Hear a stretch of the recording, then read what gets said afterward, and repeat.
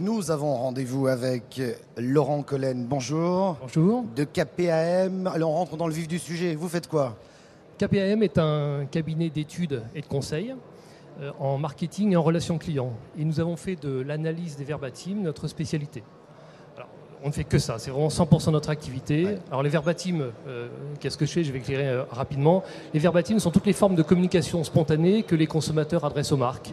Ce sont les commentaires libres, les propos libres. En gros, il y a les lettres de réclamation, les emails entrants que les consommateurs adressent aux marques. Il y a aussi toutes les réponses aux questions ouvertes que les consommateurs envoient via les questionnaires de satisfaction, qualité, etc. Et puis c'est aussi tout ce qui s'échange entre les consommateurs sur le net via les forums de discussion, les blogs, les réseaux sociaux, etc. Vous dites que rien n'est plus précieux que les propos spontanés des clients. J'imagine qu'il y a aussi un peu de colère, que tout n'est pas bon, qu'il y a un filtre, non, par rapport à ces réactions. Mais cette information est importante, on va en parler après. Oui, d'abord, cette information est importante. C'est-à-dire qu'on ne peut pas prétendre comprendre les consommateurs, le comportement des consommateurs, si on leur confisque la parole. Voilà. À un moment donné, un comportement, une pensée de consommateur ne peut pas entrer dans des cases à cocher. Donc il faut vraiment aller au-delà. Et d'ailleurs, c'est une vraie frustration quand on est client, qu'on a quelque chose à dire, de ne pas pouvoir le faire. Donc fondamentalement, on a besoin de laisser la parole aux consommateurs. Alors après, bien sûr, c'est la loi du genre, ils grognent, ils ont des choses à dire. Parfois, ils disent qu'ils sont contents, mais souvent, ils disent qu'ils grognent. Et c'est là où il faut faire le tri. C'est capital d'être capable de regarder si c'est un ressenti profond, une vraie frustration qui va durer. Dans ce cas-là, il faut alerter l'entreprise. Ou alors, si c'est simplement une grogne passagère, dans ce cas-là, il ne faut pas en donner trop d'importance. En tenir compte, bien sûr, parce qu'elle est là, mais ce n'est pas fondamental pour la suite. Alors, comment est-ce que vous traitez toute cette information et pour en faire quoi, finalement? Alors d'abord, cette information, elle est juste volumineuse. Ça représente 74% des données disponibles. Il y a en gros deux types de données. Les données qu'on appelle structurées, qui sont les cases à cocher. On comprend bien, on peut les analyser, en faire des statistiques. Et puis ces données qu'on appelle donc non structurées. Fondamentalement, on en fait quoi? D'abord, on les collecte, on les sollicite et on va utiliser ces centaines et ces milliers d'expériences clients pour comprendre effectivement quelles sont les sources de satisfaction, les sources d'insatisfaction, les attentes concrètes et puis aussi les signaux faibles. Et quand tout d'un coup vous analysez 1000, 5000, 10 000 expériences de consommateurs, vous avez une vraie capacité à détecter l'aiguille dans la botte de foin. Et ça, c'est clé. Vous travaillez comment? Vous vous installez avec vos ordinateurs dans les services clients, les services après-vente? Comment ça se passe? Oui, alors on ne s'installe pas, mais en tout cas on les récupère à un moment donné. Il faut qu'on ait une base effectivement avec des milliers de témoignages. Et là, effectivement, il y a un enjeu. L'enjeu pour vraiment ressortir des enseignements concrets et riches, c'est de dépasser le stade du déclaratif. C'est-à-dire qu'on ne peut pas prendre tout ce que le client dit au pied de la lettre. C'est évident.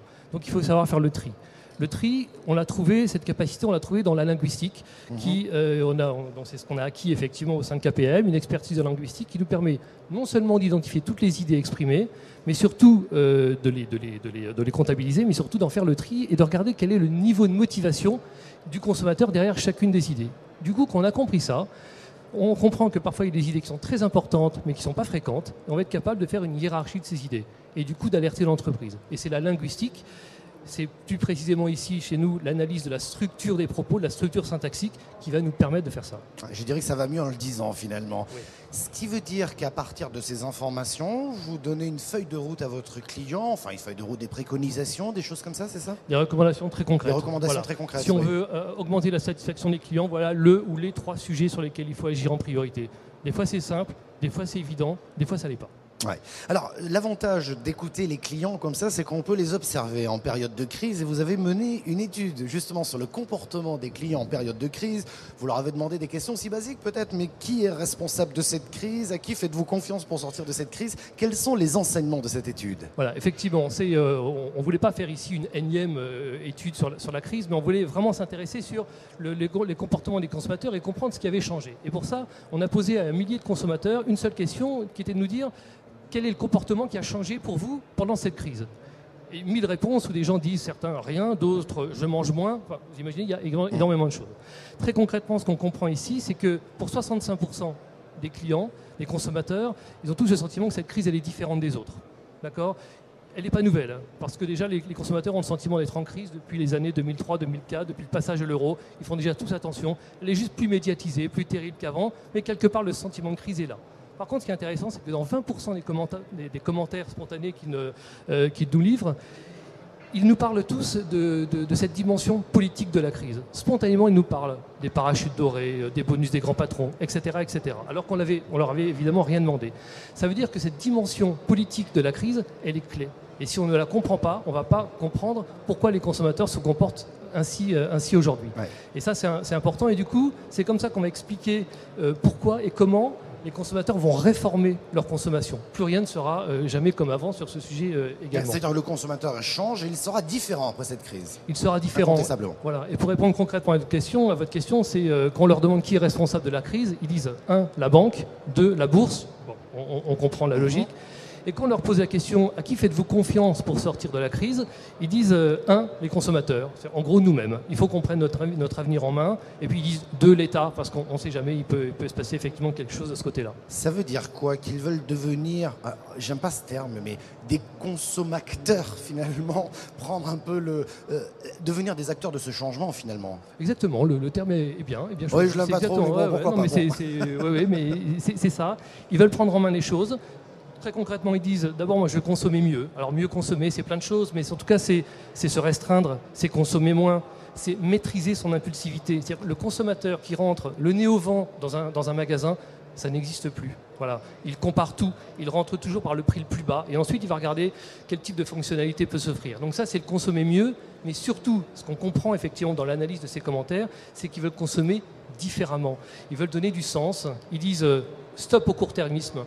Stop aux gadgets, on veut l'innovation utile, simple, on veut qu'on nous simplifie la vie, stop aux corvées, ça c'est un point important, et quelque part ils veulent du sens, ils veulent que leur comportement prenne un nouveau sens et qu'ils contribuent à changer le monde, à changer le modèle dans lequel on est. Question peut-être presque naïve, mais qui a peut-être tout son sens aussi en période de crise, c'est pourquoi est-ce si important d'être à l'écoute des clients aujourd'hui. Toute entreprise devrait le faire en permanence, et pas forcément en période de crise, mais on a le sentiment aujourd'hui qu'on attache un peu plus d'importance. Et oui, c'est clé parce qu'on est dans une période de changement de comportement.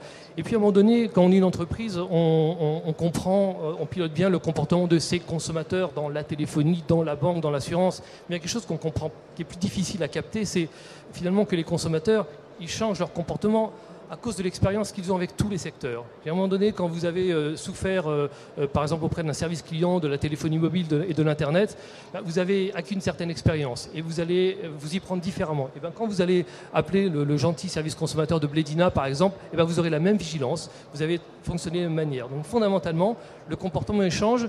C'est grâce à la somme de toutes les expériences avec tous les secteurs. C'est ça qu'il faut comprendre. Et donc les marques ont besoin d'avoir cet éclairage. Pour en savoir plus sur KPAM, il y a un site internet, j'imagine ? Il y a un site internet, oui, kpam.fr. Tout simplement. Voilà. Merci beaucoup. Merci à vous. Merci.